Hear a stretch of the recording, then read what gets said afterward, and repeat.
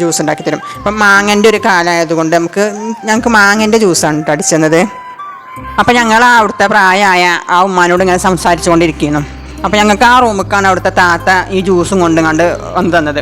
അപ്പോൾ ഞങ്ങൾ അവിടെ നിന്ന് ഇങ്ങനെ കുടിച്ചപ്പം ഒരുവിധം പ്രായമായ ഉമ്മയല്ലേ, അപ്പോൾ സ്വാഭാവികമായിട്ട് ആ ഒരു പ്രായത്തിൻ്റെ ഇതുകൊണ്ടേ കാര്യം ആ താത്ത കിച്ചണിക്ക് പോയപ്പം ഞങ്ങളോട് പറഞ്ഞു, എൻ്റെ കുട്ടി ഇടങ്ങേറായി നയിച്ചുണ്ടാക്കി കൊണ്ടുവരുന്ന സാധനങ്ങളാണ് ഇങ്ങനെ ഓരോന്ന് കൊണ്ടുവരും, ഫ്രൂട്ട്സ് ഇങ്ങനെ മാങ്ങി ഇതൊക്കെ കൊണ്ടുവരും എന്നൊക്കെ പറഞ്ഞു. അതിൻ്റേതായ ഭാഷയിലാണ് പറഞ്ഞത്. അതൊക്കെ കൊണ്ടുവരും, എൻ്റെ കുട്ടിക്കൊന്നും ഓൾ അടിച്ചു കൊടുക്കലില്ല, ഓളും കുട്ടികളും അങ്ങനെ അടിച്ചു കുടിച്ചും എൻ്റെ കുട്ടിക്കൊന്നും കിട്ടലില്ല എന്നൊരു സങ്കടം പറഞ്ഞു കേട്ടോ.